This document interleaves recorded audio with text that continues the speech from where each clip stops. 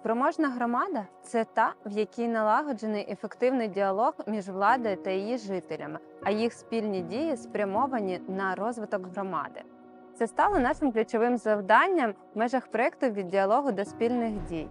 Завдяки підтримці Міжнародного фонду відродження ми змогли організувати низку навчальних заходів, де разом вчились партисипативному управлінню громадою, адвокацію власних ідей та формуванню безбар'єрного середовища. Також ми здійснили навчальні візити до Хмельницького, Вінниці та Луцька, де переймали їх успішний досвід у сферах управління відходами, залучення мешканців до прийняття рішення, розвитку молодіжної політики, туризму та співпраці з бізнесом. У межах проєкту ми зробили важливі спільні кроки для розвитку Олександрійської та Приютівської громад. Розумні люди давно придумали слово «синергія».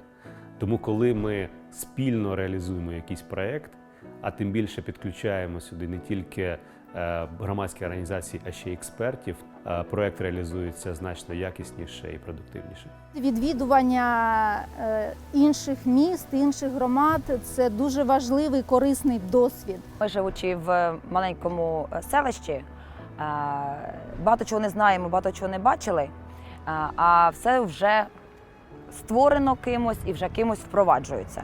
Тому дуже важливо обмінюватись досвідом.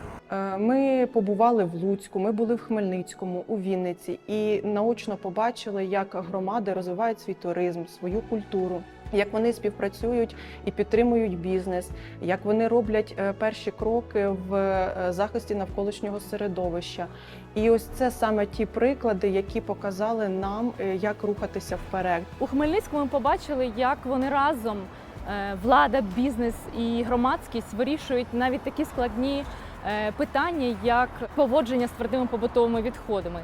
А у Луцьку стало очевидним, що саме спільні зусилля у залученні інвестицій, підтримці молоді, розвитку туризму приносять реальні результати.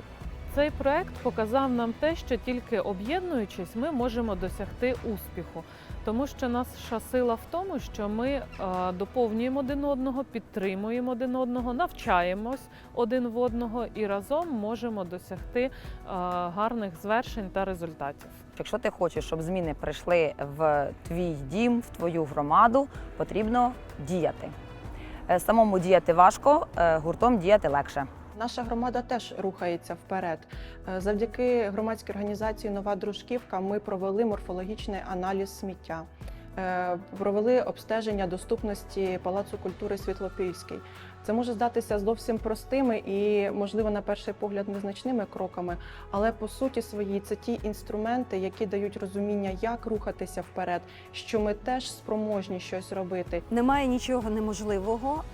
Великі результати починаються з маленьких кроків, і якщо можливість у інших громад була досягти високих результатів, то ми також це зможемо зробити. Це все необхідні кроки для розбудови справжнього діалогу між владою та громадою, адже спільні дії будують спроможні громади.